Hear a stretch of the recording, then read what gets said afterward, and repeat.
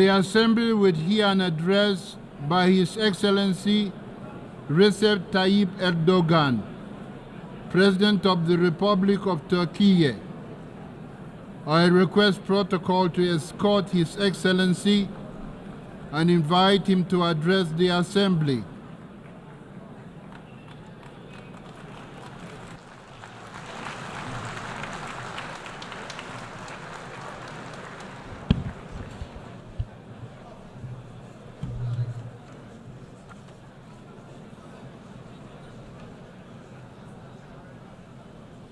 Sayın Başkan, Mr. President, dear heads of states and governments, Mr. Secretary General, distinguished delegates, on behalf of myself, my country, and my nation, I greet you with my most heartfelt feelings and respect.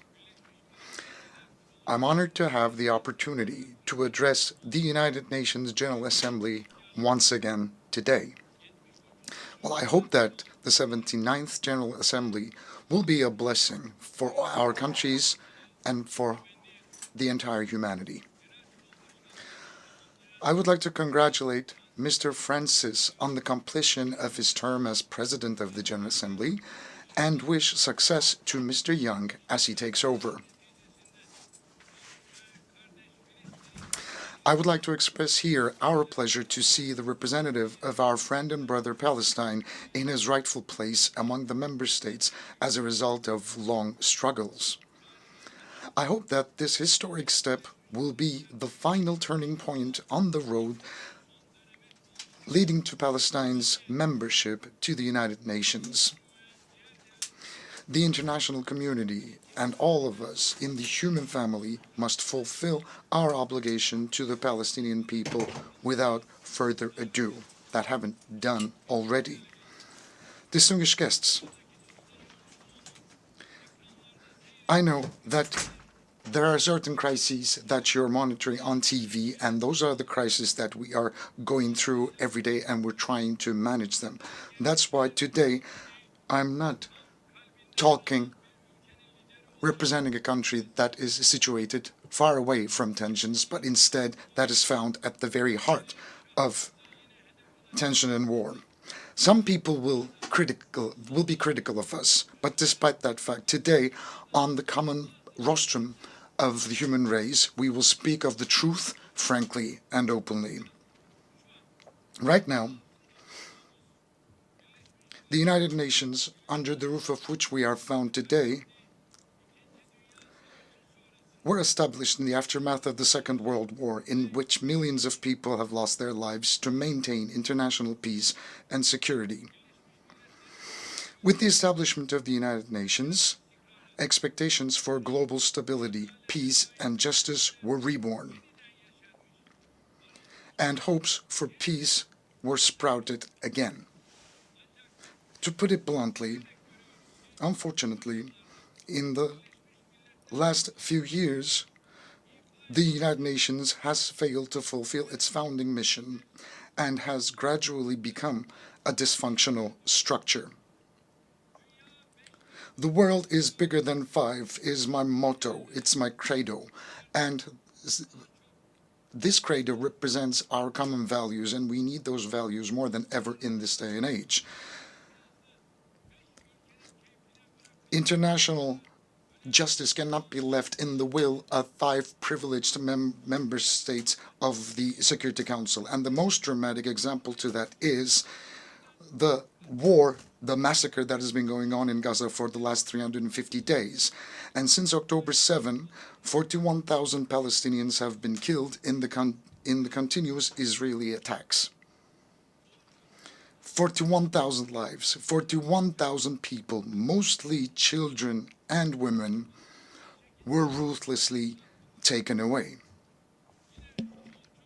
And no one knows where more than 10,000 people are, most of which are children. And likewise, 100,000 people were injured, maimed, or they lost their limbs. 172 journalists were killed while trying to do their job under very difficult circumstances. and more than 500 medics have been killed while they were trying to save lives. Humanitarian aid workers and the United Nations personnel who came to the rescue of the people of Gaza who were struggling with hunger and thirst were killed. More than 215 United Nations personnel. They hit marketplaces, tents, and camps where the refugees were sheltered. They hit 820 mosques and 3 churches that shouldn't have been touched even in war. And they deliberately hit dozens of hospitals, hundreds of schools, more than 130 ambulances carrying patients. They shredded the Charter of the United Nations from the rostrum of the United Nations and shamelessly challenged the whole world, who are people of conscience, from this very rostrum. They challenged them. My friends, leaked images from Israel's prisons, which it has turned into concentration camps, clearly show what kind of barbarianism we are facing. As a result of Israeli attacks, Gaza has become the world's largest cemetery for women and children. More than 17,000 children were targeted by Israeli bullets and bombs. Hind Recep was only 6 years old. He and his family were seeking safety when their car was hit by Israeli forces. He lost everything. He lost his mother, father, siblings, cousins. He lost all the hopes he had packed, and only he survived. He waited desperately for rescue for 12 days. Will you come to take me? I'm fearful. Was waiting for a helping hand to reach out to him for 12 days. Despite the level of our world has reached, despite the technology at our disposal, despite our organizations with huge budgets employing tens of thousands of personnel, as a human family of 8 billion inhabitants, we haven't yet managed to rescue a 6-year-old girl, which is actually like an injured sparrow trapped under the rubble that was shaking before our eyes. Hundreds of Gazan children died and are still dying because they cannot find a morsel of a dry bread, a sip of water, and a bowl of soup. In Gaza, not only children are dying, but also the United Nations system. The values that the West claims to defend are dying. The truth is dying. The hopes of humanity to live in a more just world are dying one by one. I am asking you bluntly here, openly, frankly. I call out to you, oh, human rights organizations. Are those in Gaza and the West Bank not human beings? Do children in Palestine have no rights? Can't they play out on the streets in their homelands safely? And calling out to the international press organizations, aren't the journalists murdered by Israel on live TV your colleagues, whose offices were actually raided as well? I call out to United Nations Security Council. What are you waiting for to prevent the genocide in Gaza, to put a stop to this cruelty, this barbarianism? What are you waiting for to stop Netanyahu and his network, who is endangering the lives of the Palestinian people, which is a part of a mass murder network? And what are you still waiting for to stop them, putting to danger their own people and the entire region for political gain? I would like to call out to the countries supporting Israel in an unconditional manner. How long are you going to be able to carry the shame of witnessing this massacre? Dear friends, while children are dying in Gaza, in Ramallah, in Lebanon, while babies are dying in incubators, unfortunately, the international community has given a very bad test and failed in a big way. What's happening in Palestine, look, is a sign of a great moral collapse.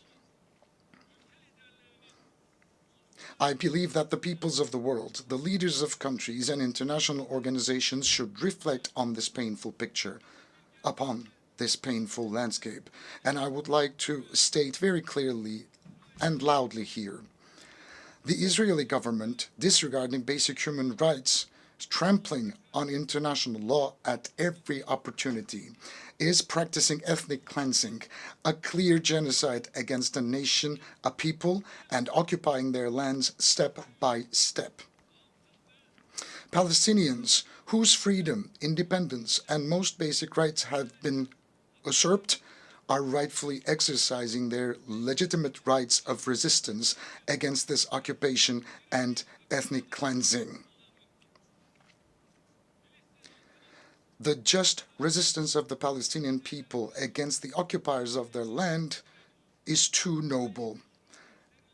It's honorable and legitimate to be called illegitimate.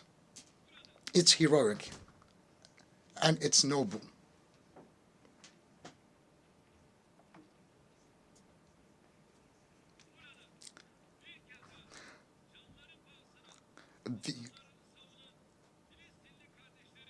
The only reason for Israel's aggression against the Palestinian people is the unconditional support of group of countries. And I would like to wave at my brothers and sisters at the legitimate resistance in Palestine. As I've said before, the support of a group of countries for Israel is the reason why this aggression is still going on. Countries that have a say over Israel are openly complicit in this massacre, with a policy of run for the hare and catch the hound. Those who are supposedly working for a ceasefire in front of the stage continue to send arms and ammunition to Israel so that it can continue its massacres in the background. This inconsistency and this is insincerity. Look, there's a paper that has been going around back and forth since May. Hamas has repeatedly declared its acceptance of the ceasefire offer. But the Israeli government has made it very clear that this is the party that doesn't want peace by constantly dragging its feet, making a settlement of the dispute much more difficult, almost impossible, constantly finding an excuse and sneakily killing its negotiating partner at a time when it was closest to a ceasefire. Israel's stalling and deception should not be given any more credit. In the absence of the implementation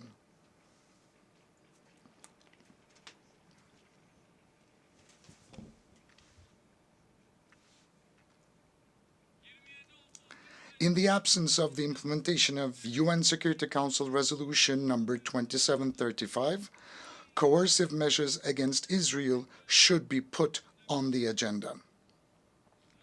Israel's behavior has once again demonstrated that it is imperative for the international community to develop a protection mechanism for Palestinian civilians. 70 years ago, just as Hitler was stopped by an alliance of humanity, Netanyahu and his murder network must be stopped by an alliance of humanity.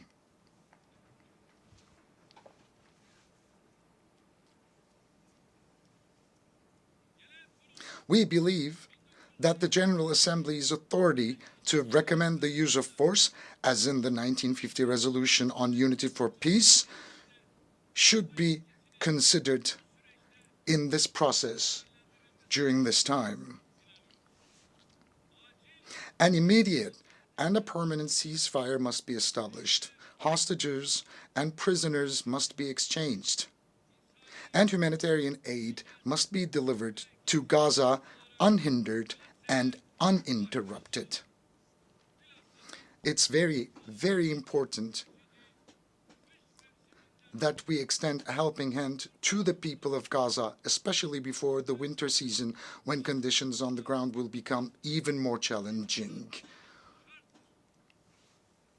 Look, right now, 70% of the water supplies and 75% of the bakeries in Gaza have been destroyed. 95% of health centers were partially or completely damaged. 150,000 houses were completely destroyed, 200,000 houses were partially destroyed, and 80,000 houses become uninhabitable. Infectious diseases such as polio and hepatitis are on the rise. The people of Gaza receive only a quarter of the aid they urgently need. That's what they have access to. And as Turkey, we have been providing humanitarian aid to our brothers and sisters in Palestine, and we will keep on doing that. With more than 60,000 tons of aid, Turkey is the country sending the largest amount of aid to Gaza. Likewise, by halting commercial transactions with Israel, we have demonstrated our stance on this issue. Now, during the last couple of weeks, attacks by Israel have been increased in Lebanon, and we are by the side of Lebanese people and the Lebanese government.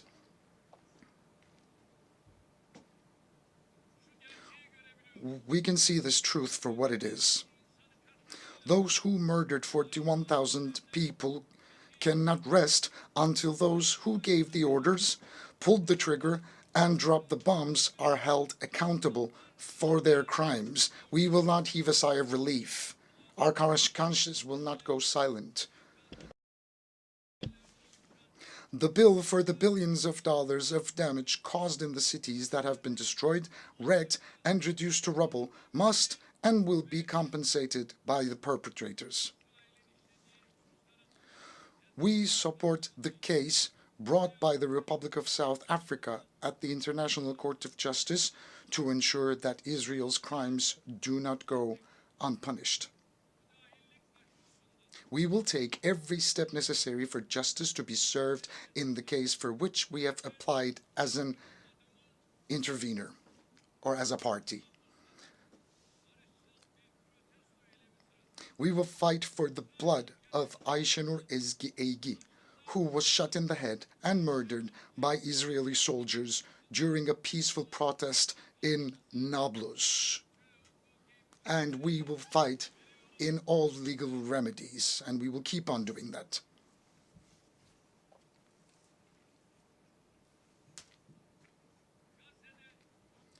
While a ceasefire in Gaza is urgently needed, the underlying problem in the Israeli-Palestinian conflict is the Israeli occupation of Palestinian territories. Based on the 1967 borders, an independent, sovereign, and geographically integrated Palestinian state with East Jerusalem as its capital must come into being. This cannot be delayed any longer. I would like it to be known that we are closely following Israel's increasing attacks on our first Qibla, Al-Aqsa Mosque and Haram al-Sharif. I would like to state once again on this podium as Tayyip Erdoğan once again that I'm not using a language of politics.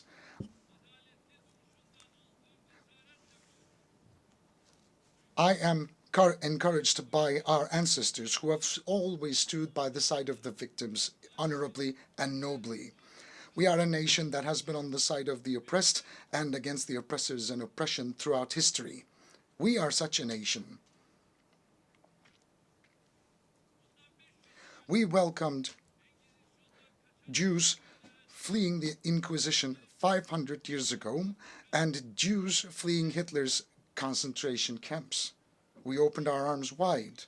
We, as a country and a nation, I'll be very clear to say that we have no animosity or hostility towards the people of Israel. We oppose anti-Semitism in the same way we oppose the targeting of Muslims just because of their faith.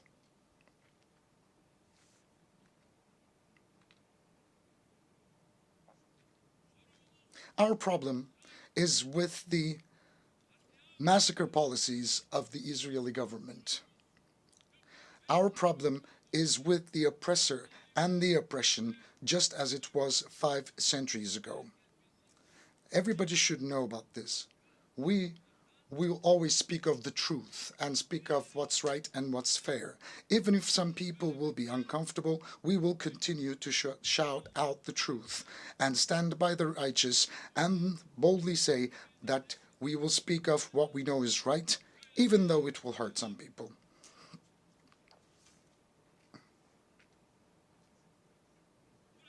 From here, I would like to thank all the courageous people who show solidarity with the Palestinian people without discrimination of faith, country, language, or religion, and who take to the streets almost every week to raise their voices against the massacres in Gaza. I would like to especially thank the university students and the youth. Distinguished delegates, unfortunately, in the 14th year of the conflict, Syria is still far from stability. The economic and humanitarian situation in the country, in the grip of terrorism and separatist organizations, remains dire. On the basis of UN Security Council Resolution 2254, we hope to advance the political process and achieve national reconciliation. We are determined to sincerely pursue our position in favor of a realistic dialogue. We are very sincere in that regard.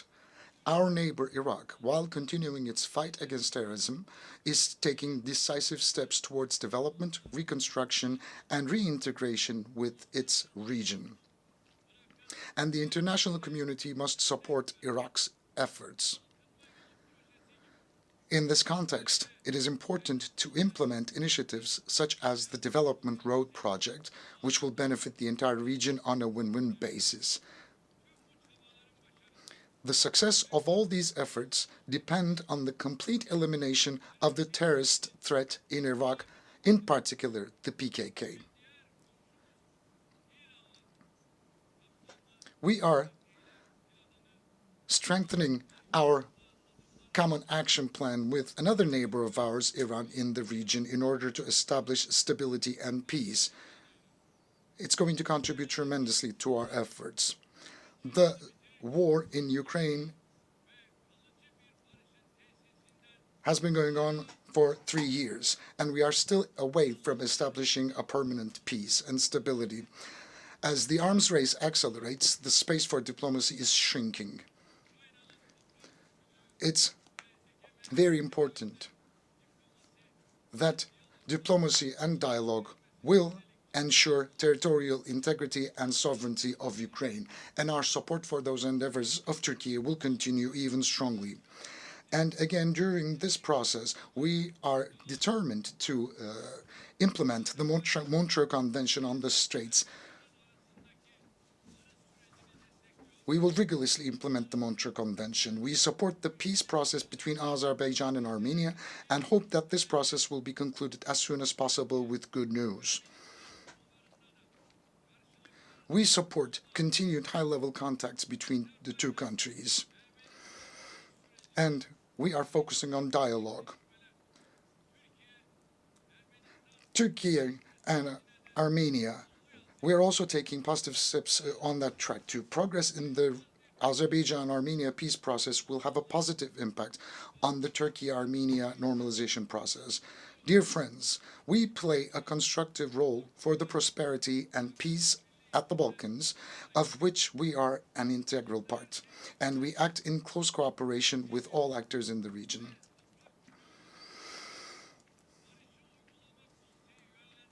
As a member of the Steering Committee for Peace Implementation Council, we emphasize the importance of the sovereignty, political unity and territorial integrity of Bosnia and Herzegovina on every platform, and continue our contribution to Operation EUFOR Althea. We are successfully continuing the Key 4 command we assumed last year and supporting the Belgrade-Pristina dialogue process.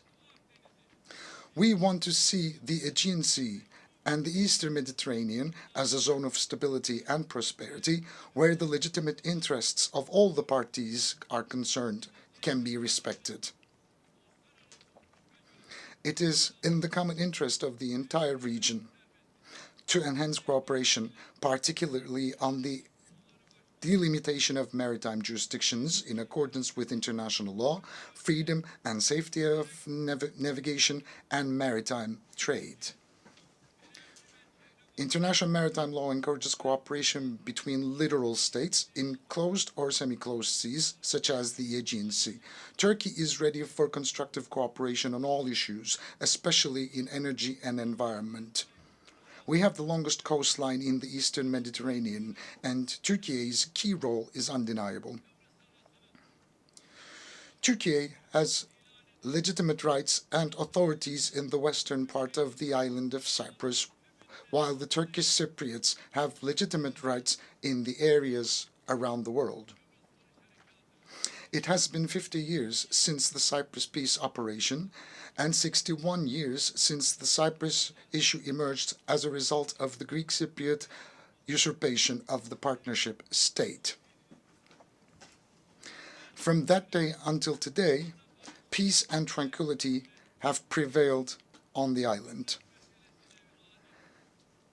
It was always the Turkish Cypriots and Turkey who put forth the sincere will to bring about a just, lasting and sustainable solution to the Cyprus issue. The federation model is now completely outdated, and we fully support the vision of a two-state solution with two different nations put forward by the Turkish Republic of Northern Cyprus. The sovereign equality and equal international status of the Turkish Cypriots, which are the vested rights of the Turkish Cypriots, must be re-registered and the isolation must end. Today, I once again invite the international community to recognize the Turkish Republic of Northern Cyprus and to establish diplomatic, political, and economic relations. We actively support the stabilization of Libya and the preservation of the unity and integrity of the country. We call on all states to sincerely stand by Libya at this very sensitive time and contribute to building trust between the parties. We must do more to end the conflict in Sudan. We all have a responsibility to deliver humanitarian assistance to the millions of Sudanese people displaced by the conflict. With its young and dynamic population, rich natural resources, and vast fertile lands, Africa has enormous potential. Based on the principles of equal partnership and mutual respect, hand in hand with the peoples of Africa, we support the continent's efforts for peace, stability, and development. We will continue to stand in full solidarity with our African brothers and sisters. As part of our initiatives, we are strengthening our deep-rooted ties with Asia. We are deepening our engagement with our partner regional organizations such as ASEAN, the Shanghai Cooperation Organization, and the Pacific Islands Forum. We keep our will to develop our relations with BRICS, which brings together emerging economies alive. We share a deep-rooted history with the countries of Central Asia, and we are further strengthening our cooperation on bilateral and multilateral grounds. Our Organization of Turkic States is gradually turning into a center of attraction. The organization is becoming an exemplary model of cooperation with the contributions of observer members Hungary and the Turkish Republic of Northern Cyprus. We will further strengthen our unity and our togetherness as the Turkic world. And within the framework of respect for China's sovereignty and territorial integrity, we are in close dialogue with China to protect the fundamental rights and freedoms of Uyghur Turks, with whom we have strong historical, cultural, and humanitarian ties. We endeavor to build on the friendly ties we have established with the countries in Latin America and the Caribbean. Distinguished delegates, we must work together to address global injustice.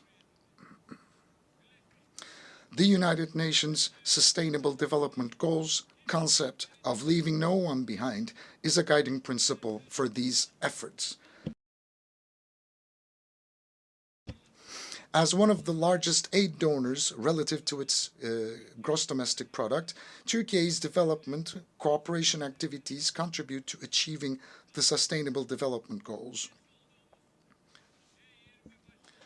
We contribute to efforts to ensure fair, inclusive growth and development in all international platforms, especially the G20, of which we are a member. We approach technological breakthroughs not as a source of new injustice and conflicts, but as a source of a more prosperous future, such as AI. We believe that all nations should equally benefit from the transformative power of these breakthrough technologies. The United Nations Technology Bank for Least Developed Countries, which we are hosting, is a concrete manifestation of our efforts in this direction. But unfortunately, the cyber terror attacks that took place in Lebanon last week show us once again how deadly these technologies can be used as weapons. I approach the climate change issue from that same perspective. No country can tackle emission reductions and climate change adaptation alone. The most important issues for developing countries are financing, technology transfer, and capacity building. I sincerely believe that the COP29 Climate Summit in Baku will contribute to the solution of these issues.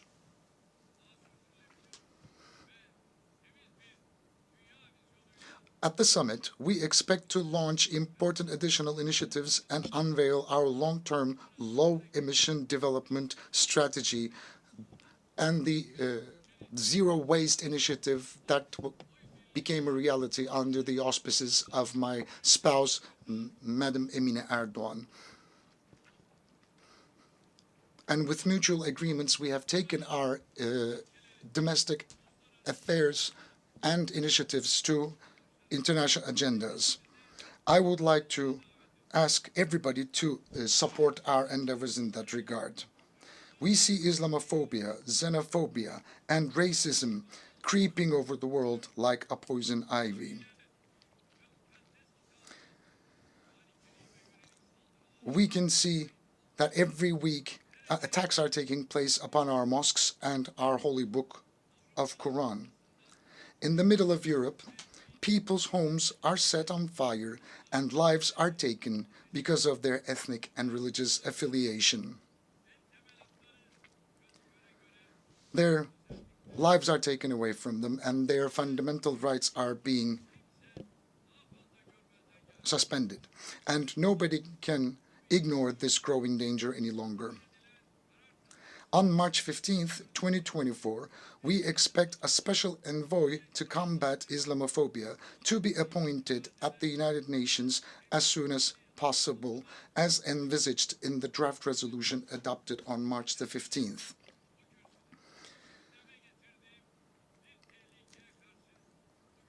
Today, I would like to draw your attention once again to the danger that I raised last year on this podium. Attacks on the institution of family, the pillar of society, are increasing. The disgrace staged at the opening of the 2024 Olympic Games has revealed the extent of the threat we face as humanity.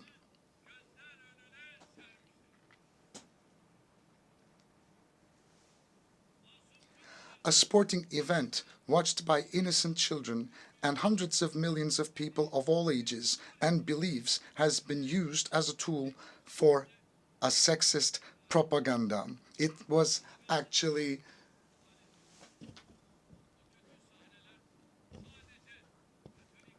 a parade of bad scenes. Those disturbing scenes of evil have wounded not only the Catholic world, the Christian world, but everyone who respects the sacred values. The issue of desexualization is no longer an orientation, but a global imposition. It literally became a war against the sacred and human nature. We are facing a multidimensional, comprehensive, and ruthless project of destruction who are speaking out and who are reacting to this evil. Anyone who raises a voice for this annihilation project is silenced and targeted by lynch campaigns. And Turkey is determined to break this siege and resist the climate of fear. To this end, we became a member of the United Nations Friends of the Family Group. Inshallah, God willing, together with other member countries, we will not hesitate to defend the family, the human being, and the human nature. I invite all the countries that share our sentiments to shoulder this struggle. With these thoughts in mind, I wish that the 79th General Assembly will be auspicious for all humanity. I greet you all once again with love and respect. May peace be with you and may you remain in health.